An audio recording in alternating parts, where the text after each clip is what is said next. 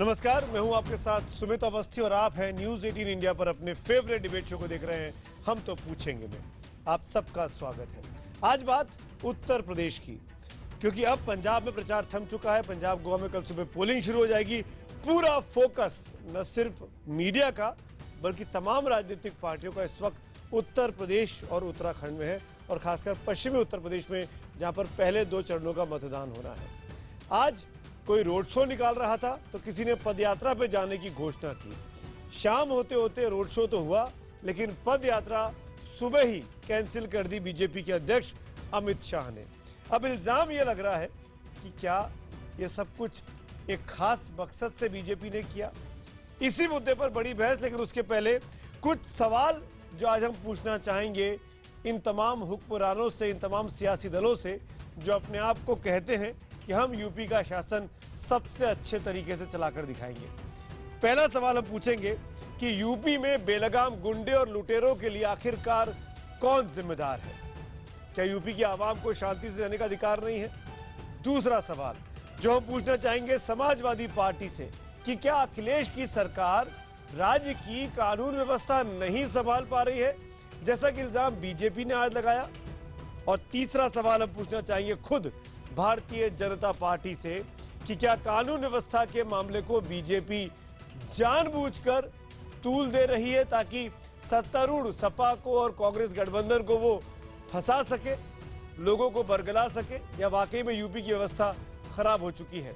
क्या यूपी की जनता को ये जानने का अधिकार नहीं है कि आने वाली सरकार गुंडों और लुटेरों से कैसे बचा पाएगी इस राज्य को।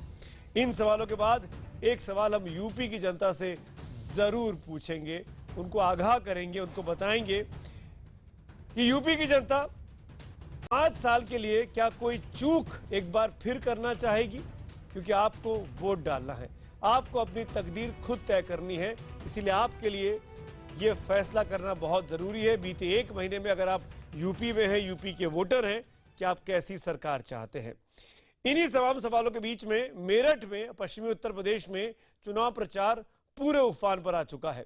अमित शाह की पदयात्रा थी तो राहुल गांधी और अखिलेश यादव का आगरा में रोड शो था। रोड शो हुआ, रोड शो करने वाले लोगों ने एक शब्द नहीं बोला कानून व्यवस्था के बारे में, और वहीं यूपी के नेता मेरठ से लेकर दिल्ली तक, संसद तक, लखनऊ तक बार बार दोहराते रहे अलग अलग मौकों पर कि यूपी में कानून का राज नहीं बचा है। क्या ये सब कुछ जानबूझकर किया जा रहा है यूपी की आवाम को बरगलाने के लिए, भड़काने के लिए, या असलियत दिखाने के लिए? देखिए इस दिन भर की घटनाक्रम में। हम तो पूछेंगे में बड़ी बहस, पद यात्रा से पॉलिटिक्स। अभिषेक की मृत्यु के लिए और जो लोग अभी अस्पताल में है 4 लोग, उनके स्वास्थ्य लाभ के लिए 1 मिनट मौन रखकर ईश्वर प्रार्थना कर इस कार्यक्रम को हम यहीं पर समाप्त करेंगे।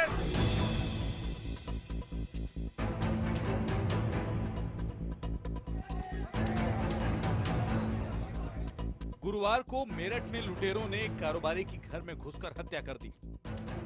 लूट के दौरान परिवार के 5 सदस्यों को गोली मारी गई। वारदात जिस इलाके में हुई वहीं से शुक्रवार को बीजेपी अध्यक्ष की पदयात्रा निकलनी थी। अमित शाह शुक्रवार को पहले से तय पदयात्रा के लिए मेरठ पहुंचे, वहां भाषण दिया और अचानक पदयात्रा रोकने का ऐलान कर दिया। लेकिन पिलखुआ में होने वाली रैली रद्द नहीं हुई। इसने विरोधियों को आरोप लगाने का मौका दे दिया। क्या पॉलिटिक्स के लिए शुरू होने वाली पदयात्रा पॉलिटिक्स के लिए ही रुक गई? मेरठ में जो घटना हुई है वो आपस में उन दोनों की कोई लड़ाई झगड़े के उससे हुई है। इसमें कोई सांप्रदायिक कोई चीज नहीं है। उसको गलत रंग वो दे रहे हैं और वो भ्रमित करने की कोशिश कर रहे हैं। पहली बात तो पॉलिटिक्स में everything is fair, that is number 1। Number 2, हमारी सरकार हमारी सरकार, केंद्र की सरकार ने, हमारी party Bharatiya Janata party polarisation, ध्रुवीकरण की नीति नहीं मानती है। बीजेपी का दावा है कि शोक की वजह से ये पदयात्रा रद्द की गई। मुमकिन है कि लोगों के गुस्से से बचने के लिए भी बीजेपी उस रास्ते पर निकलने से बची हो। लेकिन समाजवादी पार्टी ने बीजेपी पर सांप्रदायिक राजनीति करने का आरोप लगाकर ट्विस्ट जरूर पैदा कर दिया है। सियासत शुरू हुई तो बीजेपी सांसदों ने संसद के अहाते में मेरठ हत्याकांड के विरोध में प्रदर्शन शुरू कर दिया। कारोबारी की हत्या पर बीजेपी ने गम और गुस्सा जताने का वक्त तो निकाला, लेकिन सत्ता के लिए गठबंधन करने वाले नेताओं को दुख जताने के लिए 2 शब्द तक के लाले पड़ गए। हालांकि रोड शो और रैली करने के लिए वक्त का टोटा नहीं पड़ा। आगरा में राहुल अखिलेश की जोड़ी वोट के लिए साथ निकली। आंकड़े गवाह हैं कि अखिलेश राज में सरेआम लूट, हत्या और दूसरे तरह के अपराध कम नहीं हुए, लेकिन वो लोगों को अपना राज नहीं, डाकुओं के दौर की याद दिला रहे हैं। यहाँ हमारे बुजुर्ग होंगे, उन्होंने तो इस बेड़ में पुराने डाकू बाकू भी देखे होंगे। अब तो नहीं बचे डाकू, अब तो जाने कहां चले गए होंगे। मेरठ हत्याकांड के बाद विरोधी दल यूपी के कथित गुंडाराज की याद दिलाने लगे हैं। कुल मिलाकर वर्तमान सपा सरकार में इनका काम कम और अपराध ज्यादा बोलता रहा है। यूपी के अंदर जो लॉ एंड ऑर्डर सिचुएशन है वो बहुत खराब है और मुझे लगता है कि उसका जीता जागता उदाहरण आज हुआ है जब मेरठ के अंदर एक हत्या हुई है एक व्यापारी की। धर्म के आधार पर मृतक को देखना, धर्म के आधार पर आंसू बहाना, धर्म के आधार पर मुआवजे का ऐलान कर देना, धर्म के आधार पर भेदभाव, ऐसे सवाल उठेंगे तो हम पूछेंगे कि क्या बीजेपी पर ध्रुवीकरण के लिए पदयात्रा रोकने का आरोप सही है। इसी नोट पर एक बार फिर हम सवाल दोहराते हैं। डिबेट की शुरुआत करें उसके पहले, क्योंकि आपके जवाबों का मुझे इंतजार रहेगा कि क्या भारतीय जनता पार्टी पर ध्रुवीकरण के लिए पदयात्रा रोकने का आरोप सही है, जैसा कि उनके विरोधी कह रहे हैं। अगर आपको लगता है कि सही है तो HTP स्पेस देकर Y लिखिए, नहीं के लिए HTP स्पेस देकर N लिखिए और 51818 पर SMS करें। #HTP के साथ साथ आज का हैशटैग है इस डिबेट का यूपी का दंगल। इसके जरिए भी आप ट्वीट कर सकते हैं और फेसबुक पेज पर जाकर अपनी राय इन जगहों पर जो एड्रेस आपके सामने है आप भेज सकते हैं। मेहमानों का परिचय कराता हूं बारी बारी से इस बड़े डिबेट में जो खास लोग मेरे साथ जुड़ रहे हैं। सबसे पहले जो लोग यहाँ स्टूडियो में हैं, हमारे साथ वरिष्ठ पत्रकार रामकृपाल सिंह जी हैं, आपका स्वागत है। हमारे साथ अंसार रजा साहब हैं, मुसलमान मामलों के मुस्लिम मामलों के जानकार हैं, गरीब नवाज फाउंडेशन के फाउंडर हैं। कुछ पॉलिटिकल फेसेस भी मेरे साथ इस डिबेट में हैं। भारतीय जनता पार्टी के प्रवक्ता नेता शाहनवाज हुसैन, हमारे साथ शकील अहमद साहब कांग्रेस पार्टी के वरिष्ठ प्रवक्ता नेता जुड़ रहे हैं दिल्ली से, सुधींद्र भदौरिया BSP के वरिष्ठ नेता हमारे साथ जुड़ रहे हैं और सैयद असीम वकार समाजवादी पार्टी के प्रवक्ता इस वक्त हमारे साथ हैं लखनऊ से। आप सबका इस डिबेट में स्वागत है। शाहनवाज हुसैन, मैं सीधे आपसे पूछना चाहता हूं और फिर इस डिबेट को ओपन करता हूं, आखिरकार क्यों यह पदयात्रा रद्द की गई? ये पदयात्रा तो हो सकती थी, क्या इस बात का डर था कि पदयात्रा करेंगे तो कहीं बैकलैश ना हो जाए? देखिए, हम लोग अन्य दलों की तरह नहीं हैं जो भावना नहीं रखते। आज हत्या हुई, पदयात्रा पहले से तय थी, सरेआम एक युवा व्यापारी की शाम में हत्या हो गई और उसका गम और गुस्सा पूरे उत्तर प्रदेश में है, हम लोगों के अंदर भी है। इसलिए उस पदयात्रा को इसके प्रोटेस्ट में, हत्या के प्रोटेस्ट में राष्ट्रीय अध्यक्ष जी ने, अमित शाह जी ने उसको कैंसिल किया, क्योंकि उत्तर प्रदेश के अंदर कानून का राज नहीं है। जिस दिन अखिलेश जी, राहुल जी साथ में इकट्ठे होते हैं, उस दिन भी टप्पल के अंदर घटना हुई। जिस दिन घोषणा पत्र यूपी इसका समाजवादी पार्टी का आया और उस दिन बस लूटी गई, एक फार्म हाउस में महिला और उसकी पुत्री के साथ दुर्व्यवहार हुआ, लेकिन उस पर एक शब्द न अखिलेश जी ने बोला न राहुल जी ने बोला। संवेदना हम रखते हैं। जिस तरह से उत्तर प्रदेश में कानून का राज समाप्त हुआ है, उत्तर प्रदेश में राहुल जी अखिलेश जी की दोस्ती है, ये मुद्दा नहीं है, ये चुनाव है। 5 साल ठीक है, जवाब देना होगा कि जिस शकील अहमद, दंगे हुए हैं, फसाद शकील अहमद से जवाब लेता हूं। शकील अहमद साहब जवाब दीजिए इस बात का। जिस तरह से मथुरा के आप कानून व्यवस्था पे ध्यान ना जाए, दोस्ती की तस्वीरें इवेंट मैनेजमेंट कर ज्यादा चलवाई जा रही है, ज्यादा प्रचारित की जा रही है। शाहनवाज हुसैन के आरोपों का जवाब दीजिए शकील भाई। कानून का राज, शाहनवाज भाई सबकी बारी है, उसके बाद शकील भाई जवाब दे रहे हैं।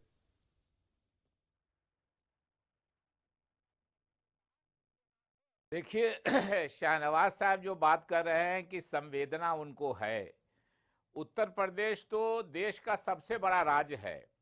दिल्ली की राजधानी जहां सुमित जी आप रहते हैं, मैं भी रहता हूं।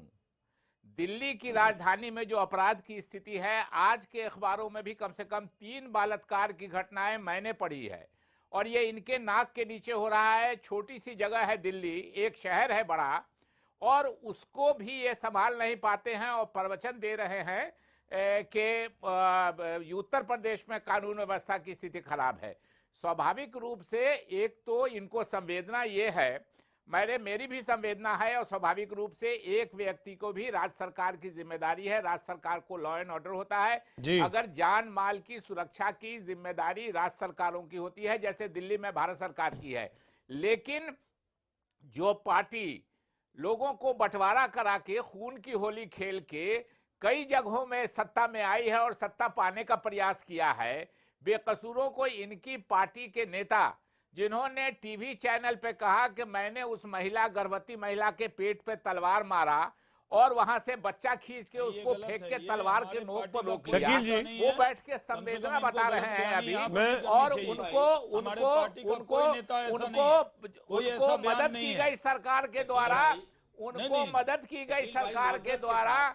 इसलिए ऐसे संवेदना को, गलत संवेदना को हत्या नहीं कीजिए। संवेदना है, सबों को संवेदना है, मगर आप लोगों ने क्या क्या किया। अंसार रजा बोल रहे हैं, अंसार रजा बोल रहे हैं, शाहनवाज जी, शकील भाई, शाहनवाज भाई, शकील भाई, अंसार रजा साहब बोल रहे हैं। शाहनवाज भाई ने एक कह दिया है, आप दोनों पार्टियों ने अपनी अपनी बात की, अब गैर पार्टी की बातें सुन लेते हैं। अंसार रजा सुनना सीखिए, अंसार रजा सीखिए। बोलिए शकील भाई, अभी आपने गुजरात का तज़किरा कर दिया, बातों बातों में बीजेपी पर आपने सवाल उठाए। ठीक है, एक बात मैं आपसे जानना चाहता हूँ, ये सवाल आपने क्या आपके जहन में ये बात, अरे सुन तो लीजिए भाई, बोलिए, आपने ये सवाल उस वक्त क्यों नहीं उठाया कि जब मुजफ्फरनगर में मुसलमानों के उजड़े हुए घरों पर बुलडोजर चलाया जा रहा था और अखिलेश यादव डांस देख रहे थे, आपने उनके साथ समझौता कर लिया, फिर आप जाकर के उत्तर प्रदेश में मुसलमानों से कहेंगे हम आपके हमदर्द हैं, और आज आप तलवारबाजी दिखा रहे हैं कि साहब गुजरात में ये हुआ। आपकी हिम्मत कैसे पड़ गई कि जिस आदमी ने मुजफ्फरनगर में मुसलमानों के घरों में बुलडोजर चलवा दिए, जवाब लेते हैं, रात में बुलडोजर आपका सवाल जायज है, हो रहा है। अंसार रजा तो जवाब सुन लीजिए ना। शकील अहमद जवाब दे रहे हैं, उसके बाद वकार से पूछूंगा मैं। उसी भारतीय जनता पार्टी ने समाज को नहीं, और वही भारतीय शाहनवाज जी, मेरठ में मलियाना में, शाहनवाज जी एक मिनट, शकील भाई एक मिनट, शाहनवाज जी एक मिनट, ने गोली मार दी थी, एक मिनट, ऐसे तेज दिखाएंगे तो एक की बात भी नहीं आ पाएगी डिबेट में। वकार सुधींद्र जी हैं, वकार हैं, रामकृपाल जी हैं।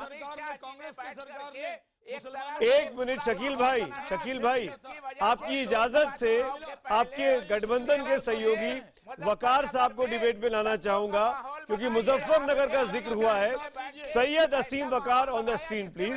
असीम वकार, आप समाजवादी पार्टी के प्रवक्ता हैं या रिप्रेजेंट कर रहे हैं अपनी पार्टी को, क्या आप मुझे एक बार भी बता सकते हैं कि अखिलेश यादव जी रोज 3-3, 4-4, 5-5 रैलियां कर रहे हैं, वो मुजफ्फरनगर का जिक्र क्यों नहीं करते? कैराना में पलायन की बात बीजेपी ने अपने मैनिफेस्टो में लिखी, वो बार बार दोहरा रहे हैं, मुजफ्फरनगर क्यों भूल जा रहे हैं? और जो बात अंसार रजा कह रहे हैं, क्या वो नाजायज है, क्या वो गलत है? असीम वकार। देखिए, सबसे पहली बात तो शकील साहब ने जब गुजरात के मैसेकियर का, नरसंहार का जिक्र किया, तो मुझे समझ में नहीं आ रहा है कि अंसार रजा साहब को इतना बुरा क्यों लग गया। वो तो बीजेपी के आदमी नहीं है और ना ही उनकी मानसिकता बीजेपी की है। दूसरी बात, आपने जो मुजफ्फर, यही तो बड़ी बात है असीम वकार साहब। एक मिनट, अंसार रजा एक मिनट, अंसार रजा एक मिनट, अंसार रजा आपने रोक रखा है और आप हमें बीजेपी की तरफ इशारा करवाना चाह रहे हैं। अंसार रजा एक मिनट, असीम वकार, इस बात को मान के चलिए, इस बात को मान के चलिए कि यूपी की जनता डिबेट देख रही है, और जो बात आपके मतलब की नहीं है या आपसे सवाल पूछा गया तो सामने वाला आदमी आपके विरोधी के पक्ष का हो गया। इस मानसिकता से इस देश को निकलना होगा। सवाल पूछे जाएंगे और जो सत्ता में बैठे हैं, जो चुनाव लड़ना चाहते हैं, जो चुनाव के बाद अपनी सरकार को दोबारा रिपीट करना चाहते हैं, उनसे ये जानना चाहेंगे कि आखिरकार ये जाति क्यों हुई। मुजफ्फरनगर में जब दंगे हो रहे थे, उसके बाद जब बुलडोजर चल रहा था, तो सैफई में डांस का प्रोग्राम क्यों हुआ? सर बात मेरी पूरी हो जाने दीजिए, सारी बात का जवाब देने आया हूं और हर बात का इंशाल्लाह जवाब देके जाऊंगा। देखिए, जब शहनवाज साहब ने अपने को संवेदना की बात की कि बड़े संवेदना वाले लोग हैं, तो उस पर सवाल तो खड़ा होता है कि शहनवाज साहब ने जब गुजरात में नरसंहार हुआ और औरतों के पेटों से चाक करके बच्चों को निकाल के कत्ल किया गया, छोटी छोटी बच्चियों के साथ बलात्कार किया गया, तो शहनवाज साहब कहां चली गई थी? आप संवेदना की बात करते हैं तो आप खुल के सपोर्ट कीजिए बीजेपी का सपोर्ट नहीं कर रहे हैं। अंसार रजा मत जाइए इस ट्रैप में, ये ट्रैप है, ये अपने सवालों के जवाब ना दे पाए इसीलिए दूसरों पर हमला कर रहे हैं। असीम बकार, अगर ये बाकी 5 पैनलिस्ट तैयार हैं तो मैं 45 मिनट आपसे बात करने को तैयार हूं, कोई बीच में नहीं बोलेगा। आप मुझे बताइए, मुजफ्फरनगर का नाम कब लेंगे? कौन से मिनट पे लेंगे? 15 रुपए, 25 रुपए, 35 रुपए? मुजफ्फरनगर का नाम लेने से क्यों घबराती है आपकी पार्टी? कोई नहीं घबराती मेरी पार्टी। तो बोलिए ना फिर, गुजरात में क्यों जाते हैं? मैं पूछूंगा शहनवाज हुसैन से, आप अपने बारे में बात करिए। और आपने जो कैराना टीम भेजी थी, उसने जो रिपोर्ट पेश की, उसमें जो नाम बीजेपी के लोगों के देखे, अखिलेश यादव ने आम क्यों नहीं किए? जबकि वादा किया था उन्होंने, रुकिए, बातल पे लाएंगे, क्यों नहीं लाए? रुकिए अंसार साहब, जवाब दे दीजिए उनको। मेरी बात सुनिए अंसार साहब, मैं फिर आपसे कह रहा हूं, आप खूब बीजेपी का सपोर्ट कीजिए, मुझे एतराज नहीं है। आप जो पैसा लेकर काम करते हैं, मुझे कोई एतराज नहीं है। जनता देख रही है। आप बीजेपी का सपोर्ट कीजिए, आरएसएस का कीजिए, विश्व हिंदू परिषद के लिए काम कीजिए। अरे आप मुजफ्फरनगर के बारे में क्या बोलेंगे? कितने आप मुजफ्फरनगर के बारे में क्या बोलेंगे? आप बेवजह में नाराज हो रहे हैं। मुजफ्फरनगर के बारे में क्या बोलेंगे? 5 मिनट हो गए। मुजफ्फरनगर के बारे में क्या बोलेंगे असीम बकार? मैं लगातार पूछता रहूंगा। देखिए, मुजफ्फरनगर में उसी पार्टी का हाथ था जिस पार्टी का हाथ सूरत में था, जिस पार्टी का हाथ महाराष्ट्र में था, जिस पार्टी का हाथ गुजरात में था, जिस पार्टी का हाथ भागलपुर में था। पूरे क्या कर रहे थे? एक बोलने कर रही है। अगर और मायावती की सरकार होती, जनसंघ की मानसिकता, लोग उसमें भारतीय दोषी है, जनता सब जेल पार्टी में की होते। मानसिकता, आप जिसने कैसी बात पूरे कर रहे हैं? हिंदुस्तान में जगह जगह दंगे कराए हैं, वही इकलौती पार्टी जब आपको पता है अंसार रजा बोलने दीजिए, अंसार रजा बोलने दीजिए, प्लीज बोलने दीजिए। झूठ पे झूठ बोल रही है। जनता देख रही है ना। मेरे पास 4 पैनलिस्ट और सबको इंक्लूड करना है। मुख्यमंत्री अखिलेश यादव जी ने सबसे पहले बहुत तेजी से आर्मी को कॉल करके सड़कों पर आर्मी उतारी, का काम किया है। मुसलमानों को पहली बार हिंदुस्तान में ये सुनिए, मुसलमानों को पहली बार मदद की गई, पैसा दिया गया, मकान के लिए जमीन दी गई, मकान बनवाने के लिए पैसा दिया गया, मुसलमानों को राशन खरीदने के लिए पैसा दिया गया। मुसलमानों को सुधींद्र भदौरिया, का पैसा रोक के रखा हुआ है। अंसार रजा आप डिस्टर्ब कर रहे हैं सबको। अंसार रजा, आपने जेन्युइन बात की, मैंने मना नहीं किया, लेकिन सबको डिस्टर्ब मत करिए। काम कर रहे हैं, सुधींद्र भदौरिया काम कर रहे हैं, आरएसएस के लिए काम कर रहे हैं, हम लोग पे कोई फर्क नहीं पड़ता है। अब क्या बात कर रहे हैं अंसार रजा? वकार साहब, अंसार रजा के सवालों का जवाब नहीं देना है, मत दीजिए, पर किसी को पेंट मत करिए। ये बहुत खराब बातें हो गई हमारी पॉलिटिकल पार्टीज की कि आप हमारे सवालों से पूछेंगे, तुम्हारे विरोधियों के साथ बैठ गए आप जाके। नहीं, जरूरी नहीं है। मेरे लिए असीम बकार भी सवाल पूछने लायक है, शाहनवाज हुसैन भी है, सुधींद्र भदौरिया भी है, शकील अहमद भी है। जो लोग चुनाव लड़ते हैं उनसे हम सवाल पूछेंगे। सुधींद्र भदौरिया, आपकी नाराजगी जायज है कि आपको मैंने 15 मिनट तक बिठा के रखा, लेकिन मैं आपसे जानना चाहता हूं, जो काम अखिलेश यादव की सरकार के तारीफ में बकार साहब कर रहे थे, वही काम तो अब आपकी पार्टी भी कर रही है। हर जगह दलित मुसलमान, मुसलमान का वोट चाहिए, मुसलमान के 100 लोग को टिकट दिया। अरे यूपी के विकास के बारे में, लॉ एंड ऑर्डर के बारे में क्यों नहीं आप लोग बात कर रहे हैं? बहन जी से लेकर आप तक क्यों नहीं?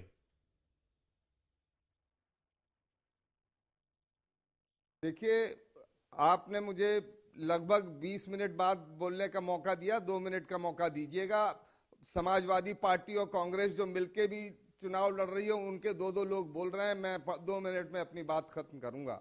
मैं कहना ये चाहता हूं, उत्तर प्रदेश में ये चुनाव हो रहा है वो गुंडा राज की पृष्ठभूमि में हो रहा है, जिसके बारे में आपको अभी पता है। बुलंदशहर के गैंग रेप से लेके आज तक के मर्डर और नोएडा के मर्डर, और आप इटावा जहां के अखिलेश यादव हैं, वहां संतोषपुर इटगांव एक जगह है, उस गांव की महिलाओं को नग्न कर कर उन पर कोड़े बरसाए गए। जिस तरह से रोहित वेमुला का कांड हुआ, जिस तरह से गुजरात में कांड हुआ, उसी तरह से उत्तर प्रदेश के अंदर भी ये सारे कांड होते रहे। और ये लोग कह रहे हैं कि वहां ज्यादा हुए यहां कम हुए। मैं ये कहना चाहता हूं कि उत्तर प्रदेश में चाहे मुजफ्फरनगर हुआ हो चाहे गोधरा हुआ हो, दोनों ही जघन्य इस देश की आजादी के बाद सबसे शर्मनाक घटनाएं थीं। और आज 3 रैलियां हुई हैं, एक हुई है अमित शाह की, एक हुई है राहुल गांधी की, और एटा जो उससे 50-60 किलोमीटर दूर है वहां 1 लाख लोग थे। बहन मायावती जी ने कहा हम सच्चर कमेटी को लागू करेंगे, हम 1 लाख तक के किसानों के कर्जों को माफ करेंगे,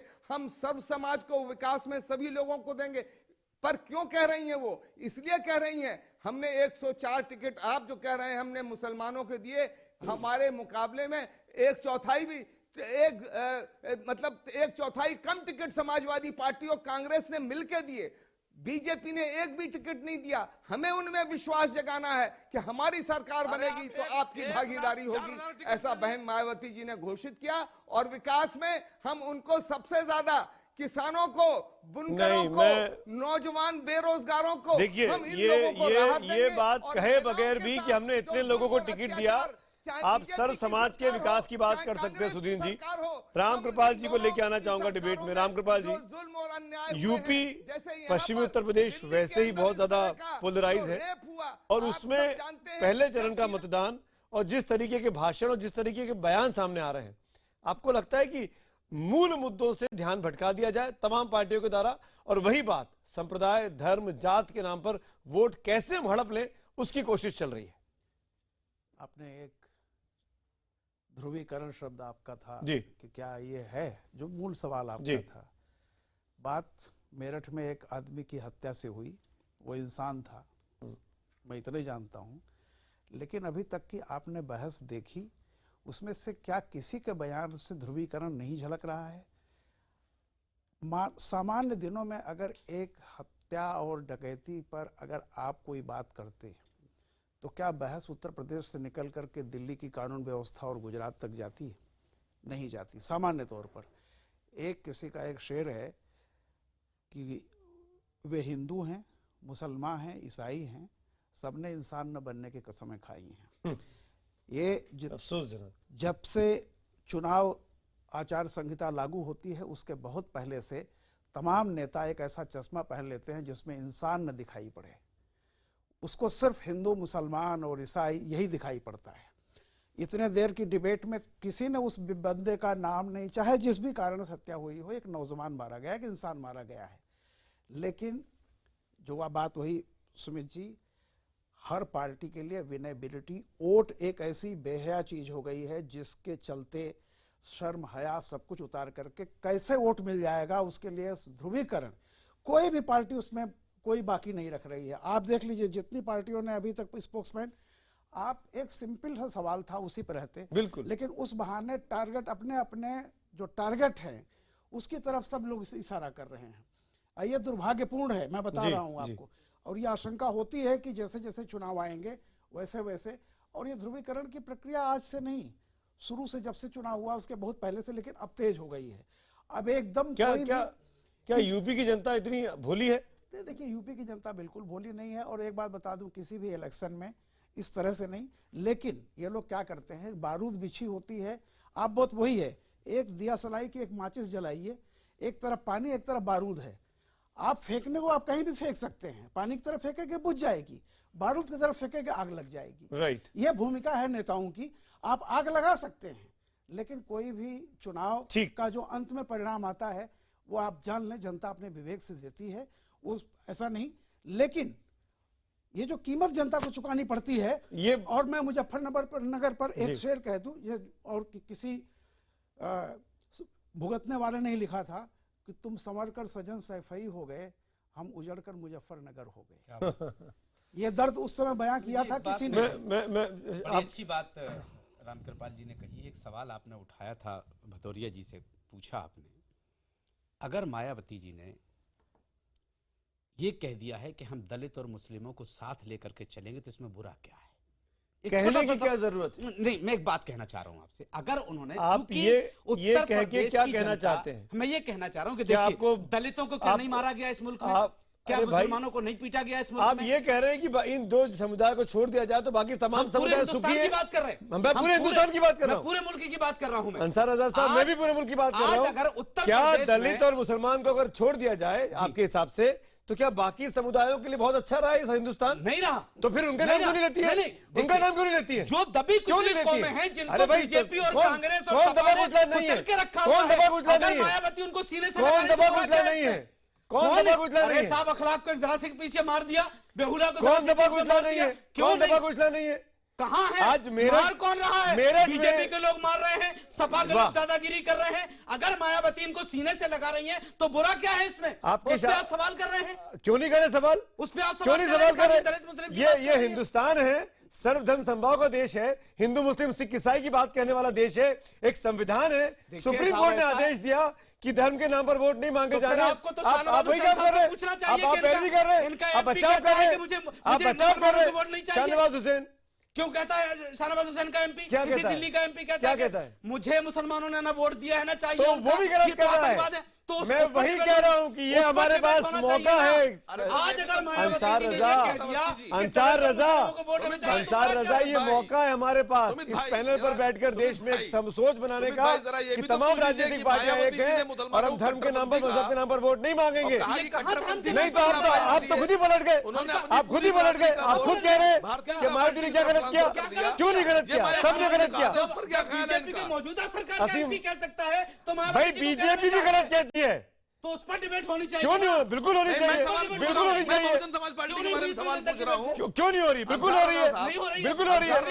अजीब। अंसार रजा साहब, शाहनवाज हुसैन, असीम वकार, आप अपनी बात पूरी कर लीजिए। चलिए, आपकी आवाज थोड़ी थी। वकार साहब, आप पूरी कर लीजिए। अंसार रजा साहब, आप इतनी पैरवी कर रहे हैं। आपको पहले ये तो बता दीजिए, मायावती जी ने, अभी तो मायावती जी ने खुद एक प्रेस कॉन्फ्रेंस की और कहा कि मुसलमान कट्टरपंथी होता है और कट्टरपंथी जीतने ना पाए, इसलिए मैंने अपनी बिरादरी का पूरा मुलायम सिंह का पार्टी का वोट भारतीय जनता पार्टी को बता दीजिए। जो मुलायम सिंह ने कहा है कि अखिलेश ने मुसलमानों को सुदीन जी बोल रहे हैं बीएसपी की तरफ से। इसके बारे में बोलिए आप पहले, इसके बारे में बात कीजिए, इसके बारे में बात कीजिए आप, इसके बारे में बोलिए आप, आपको जवाब देना पड़ेगा इसके बारे में। आप लोग बच नहीं सकते इस बारे में। ये मायावती जी ने जो नेता बहुजन समाज पार्टी की नेता मायावती जी एक मुसलमान को जीतता हुआ नहीं देख सकती हैं, एक मुसलमान को जीतता हुआ नहीं देख सकती हैं, वो 104 मुसलमान की क्या बात करेंगी? असीम वकार साहब और सुधींद्र भाई एक एक करके बात करेंगे तो ज्यादा बेहतर रहेगा। अखिलेश यादव के मुख्यमंत्री बनने के बाद मत भड़काइए, मत भड़काइए। माहौल को संवारना है, बिगाड़ना नहीं है। समझिए, आप चारों लोग वरिष्ठ हैं। प्लीज प्लीज, अरे प्लीज, यूपी की आवाम देख रही है हम लोगों को, हमारे एक एक बात को तौल रही है। भदौरिया साहब, वकार साहब, प्लीज प्लीज प्लीज। मुसलमान को जीतते हुए नहीं देख सकती है। नहीं, प्लीज एक मुसलमान को जीतते हुए नहीं देख सकती है मायावती जी। तो 104 मुसलमान की बात क्या करें? फिर वही आ गए। अरे आप जब मेरी बात नहीं सुन रहे हैं। अच्छा ये बताइए, आप मुलायम सिंह की तरफ से बैठे हैं। अंसार रजा, किसकी माने हम? एक मिनट। शाहनवाज हुसैन और शकील अहमद, दो बड़ी पार्टियों के दो बड़े नेता लगातार धैर्य के साथ अपनी बारी का इंतजार कर रहे हैं। शाहनवाज जी पहले आप, फिर शकील अहमद जी आपके पास, आप काउंटर करिएगा उनका। शाहनवाज जी, आखिरकार क्यों ये हो रहा है कि चीजों को उकसाया जा रहा है, चीजों को एक खास रंग देने की कोशिश की जा रही है? आप भले ही हरी सदरी पहन के बैठे हों, लेकिन ये क्यों हो रहा है कि एक खास वर्ग का वोट चाहिए तो हम वहां जाएंगे, सभा करेंगे और सभा में घोषणा करेंगे कि अब हम पदयात्रा नहीं करेंगे। आप सभा भी नहीं करते। आप जब बजट सेशन के पहले दिन ई अहमद के मामले को लेकर, बजट पेश करने को लेकर बड़ी बड़ी दलीलें देते हैं, बजट पेश करवा देते हैं, तो वो संवेदनशीलता यहां भी होनी चाहिए थी, वो भाषण ही नहीं होना चाहिए था अगर आप संवेदनशील हैं तो। शाहनवाज भाई, सुमित जी मेरे हरी सदरी पर जा रहे हैं, मेरे तो झंडे में हरा रंग है और भारतीय जनता पार्टी का झंडा ही बताता है सबका साथ सबका विकास, और ये देश का रंग है, मैंने इसको मजहब से जोड़कर नहीं पहना है। दूसरी बात मैं कहता हूं कि मैंने कोई भी ऐसी बात नहीं कही कि मैंने कहा कि मेरे राष्ट्रीय अध्यक्ष संवेदनशील व्यक्ति हैं। जब एक नौजवान की हत्या हुई तो उन्होंने पदयात्रा रोक दी। हमने ये कहा कि हम यूपी में चाहते हैं कि कानून का राज स्थापित हो, इस मुद्दे पर हम जाना चाहते हैं। क्या अखिलेश यादव जी और राहुल गांधी मिल गए और सारे मुद्दे गौन कर दें? क्या ये उत्तर प्रदेश के अंदर शकील भाई बहुत वरिष्ठ हैं, ये गुजरात चले जाते हैं लेकिन मेरठ में मलियाना के हाशिमपुरा में मुस्लिम नौजवान को वीर बहादुर सिंह की इन्हीं की हुकूमत में, कांग्रेस की हुकूमत में लाइन में लगाकर गोली मार दी गई। आज तक उसको मुआवजा ये शकील भाई दिलवा नहीं पाए, और वो कांग्रेस एक बैग अपने आप को सेकुलर बनने के लिए गुजरात चली जाती है। मेरी गुजारिश ये है कि हम इस चुनाव में मुद्दा बनाना चाहते हैं। 5 साल का जो अखिलेश यादव जी का टर्म है, क्या हम उनसे सवाल पूछने के हकदार नहीं? हम पूछेंगे नहीं कि आपने मुजफ्फरनगर में इतना बड़ा दंगा क्यों हुआ? हम उनसे नहीं पूछेंगे कि आपने मथुरा के अंदर एसपी की हत्या क्यों हुई? वहां राम वृक्ष यादव ने किसके इशारे पर इतने लोगों की जान चली गई? हम उनसे पूछेंगे नहीं कि आज अभिषेक की हत्या क्यों हुई मेरठ के अंदर। तो आप इधर उधर की बात करेंगे, और जब सवाल है कि खुद कहा शकील भाई ने कि लॉ एंड ऑर्डर जो है वो राज्य सरकार का विषय है, और अभी 161% अपराध बढ़ गया है। रोज हमारे राष्ट्रीय अध्यक्ष ने ट्वीट किया है, आप उसको देखिए, उसमें उन्होंने एक भी बात कही है जिससे कोई सांप्रदायिक आधार पर बांटेंगे। उन्होंने कहा कि आखिर रोज उनके ट्वीट में है, मैं उसको अगर पढ़कर, उनके 8 ट्वीट हैं आज जी, और सारा कानून व्यवस्था को लेकर है। हम ये कहना चाहते हैं आपके डिबेट में, हम कोई ध्रुवीकरण नहीं चाहते, हम चाहते हैं कि अपराध का राज खत्म हो, शकील अहमद साहब जवाब दीजिए। और इसलिए भारतीय जनता पार्टी जा रही। शकील साहब, इसमें कोई एक ठीक है, शाहनवाज भाई अपनी अपनी बात ध्रुवीकरण की। शकील भाई मैं ये जानना चाहूंगा, जब ये अलायंस की बात हुई, जब नेगोशिएशंस चल रहे थे सपा के साथ गठबंधन के, तो क्या एक बार भी कांग्रेस के वरिष्ठ नेताओं ने, तमाम लोगों ने पूछा कि मुजफ्फरनगर को लेकर जो दाग लगा हुआ है अखिलेश यादव जी के ऊपर, उस पे हम कैसे आपने कैसे ये टैकल नहीं कर पाए? उस पर हमारी क्या लाइन होगी पब्लिक में जब हम जाएंगे? क्या कांग्रेस चिंतित नहीं थी इस अलायंस को लेकर, इस पूरी घटनाक्रम को लेकर?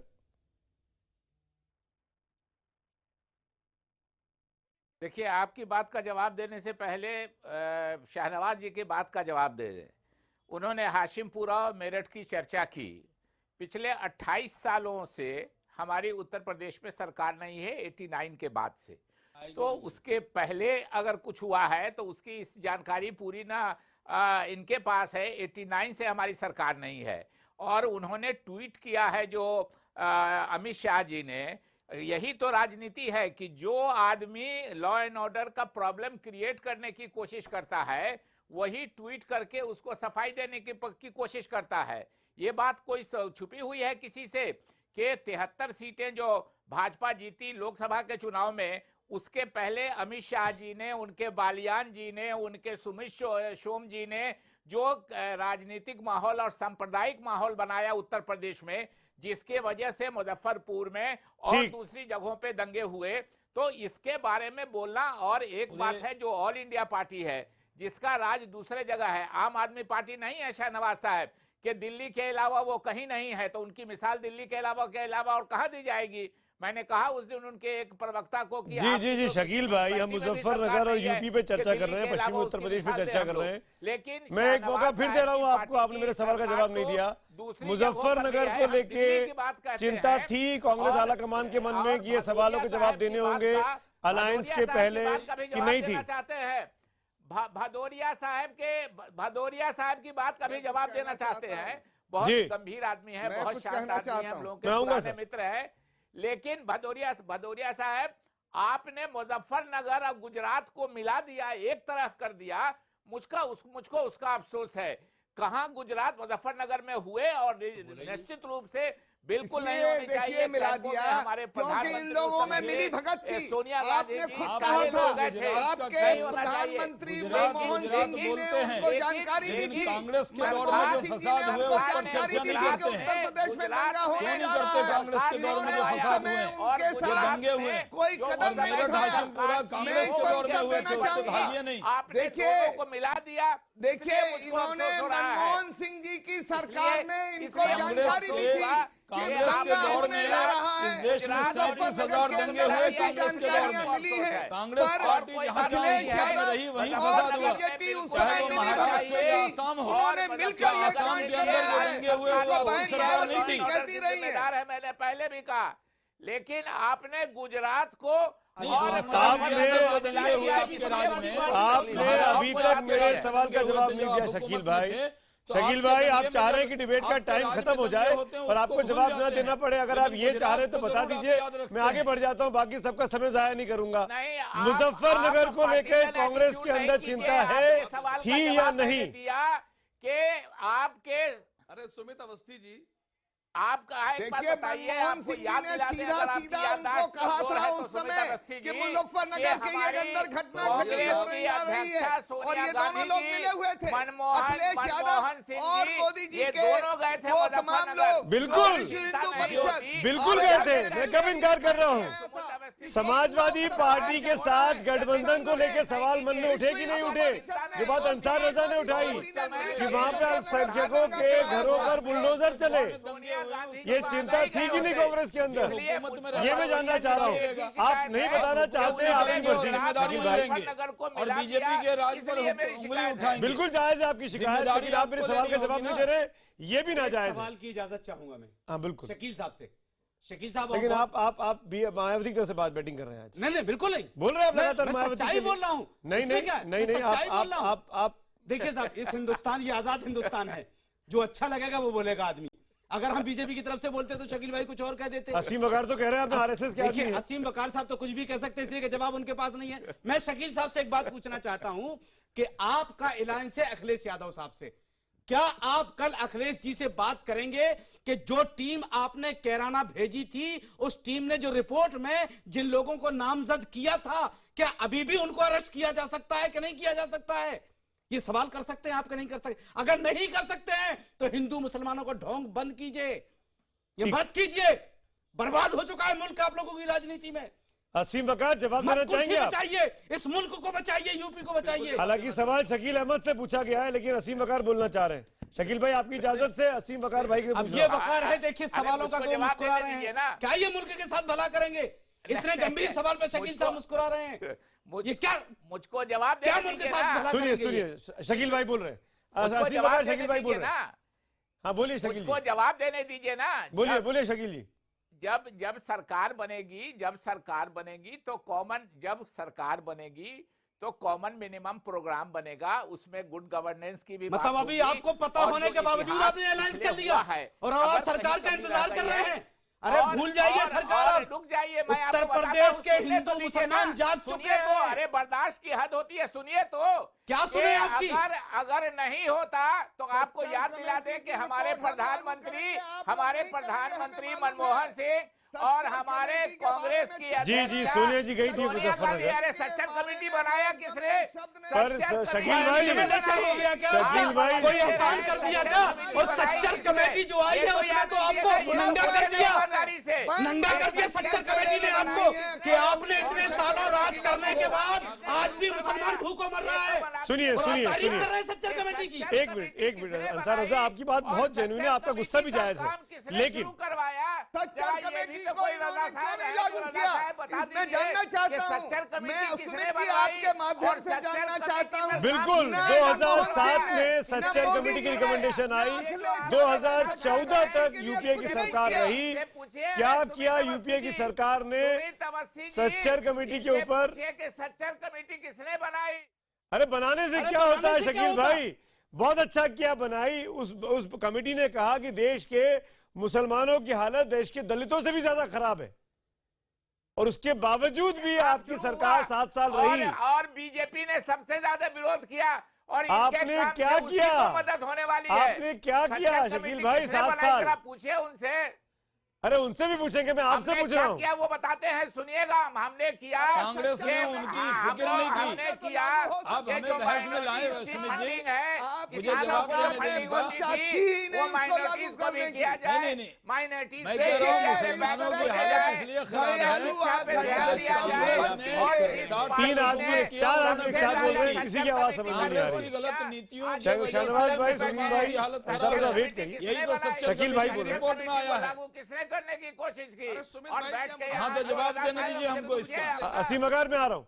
शाहनवाज जी 30 सेकंड में जवाब दीजिए। शाहनवाज जी, सच्चर कमेटी, शाहनवाज जी 30 सेकंड में जवाब दीजिए। विरोध किया, ठीक है शकील भाई, आपकी बात आ गई, दे दूंगा जरा शकील भाई, आपकी बात आ गई डिबेट में। मैं कह रहा हूँ शाहनवाज भाई जवाब कि दीजिए। जो सच्चर कमेटी क्यों- लागू किया, क्यों विरोध किया कमेटी की सच्चर रिपोर्ट कमेटी ये का कहती आपने, है इसकी सिफारिशों कि का? कांग्रेस के दौरे इख्तियार में कांग्रेस ने हिंदुस्तान के अकलियतों का ध्यान नहीं रखा, इसलिए वो सबसे कमजोर हो गए।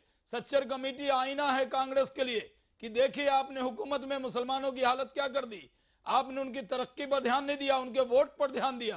काश जितना उनके वोट से मोहब्बत ठीक करते है। हैं, असीम अगर बकार, उनको हिंदुस्तानी मानकर आप खिदमत ठीक है करते, शकील भाई, सबका शहनवाज साथ, भाई, सबका ठीक है। विकास करते, असीम बकार, तो आज असीम बकार, ऐसी कांग्रेस से गठबंधन भारी नहीं पड़ेगा आपको।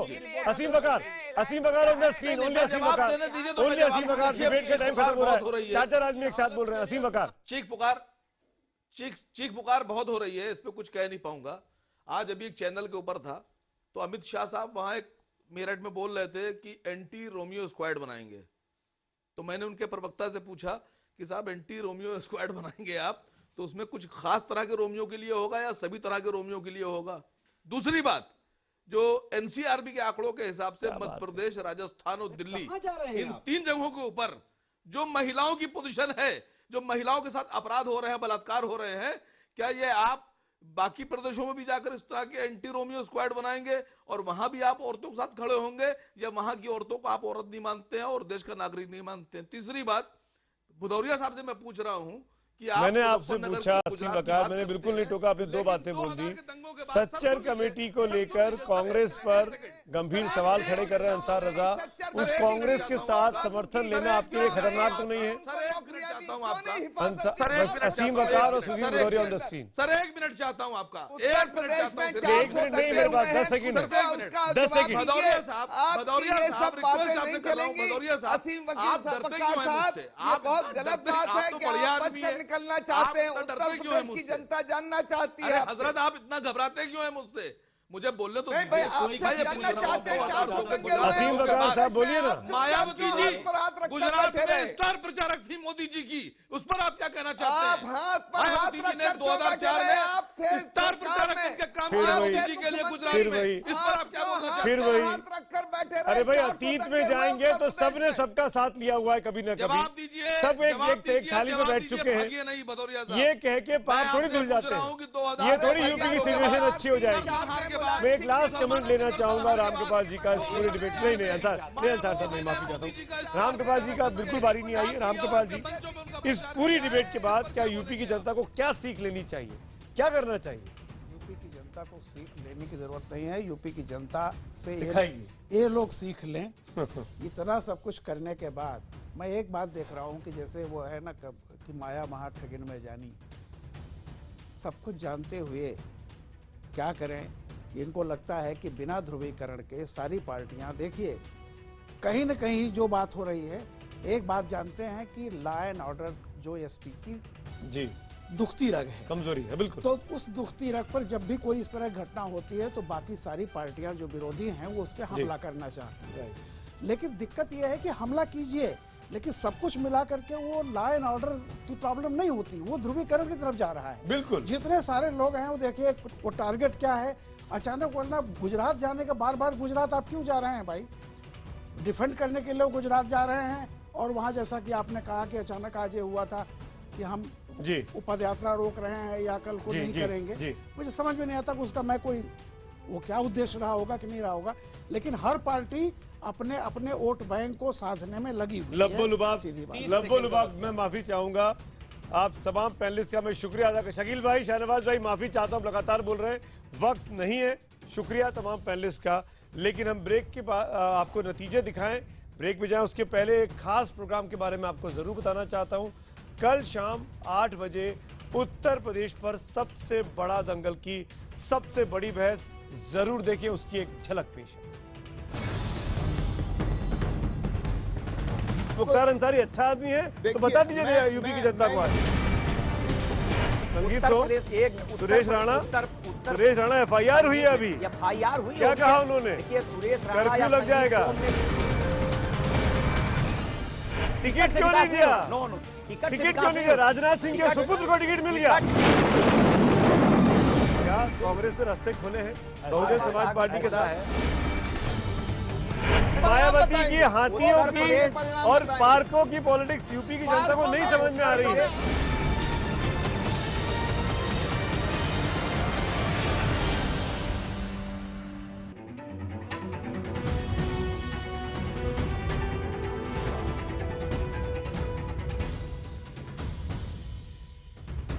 ब्रेक के बाद आपका एक बार फिर स्वागत है। हैशटैग यूपी का दंगल, बड़ी बहस आप देख रहे थे। क्या यूपी में, खासकर पश्चिमी यूपी में ध्रुवीकरण की राजनीति हो रही है? हमारा आज का सवाल था कि क्या बीजेपी पर ध्रुवीकरण के लिए पदयात्रा रोकने का आरोप सही है?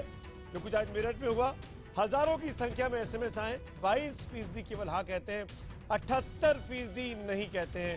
यानी बड़ा दर्शक वर्ग जो है SMS पोल का, और ट्विटर में भी 70% लोग कहते हैं कि ध्रुवीकरण का आरोप सही नहीं है जो बीजेपी पे इल्जाम लग रहा है। बड़ा दर्शक वर्ग न्यूज 18 इंडिया का बीजेपी के साथ खड़ा है। कम से कम मेरठ में जो पदयात्रा रद्द हुई और जो इल्जाम लगा बीजेपी के ऊपर ध्रुवीकरण करने का इस मामले में। इसी नोट पर न्यूज 18 इंडिया में वक्त है ब्रेक का। ब्रेक के उस पार 100 बात की एक बात। Good night.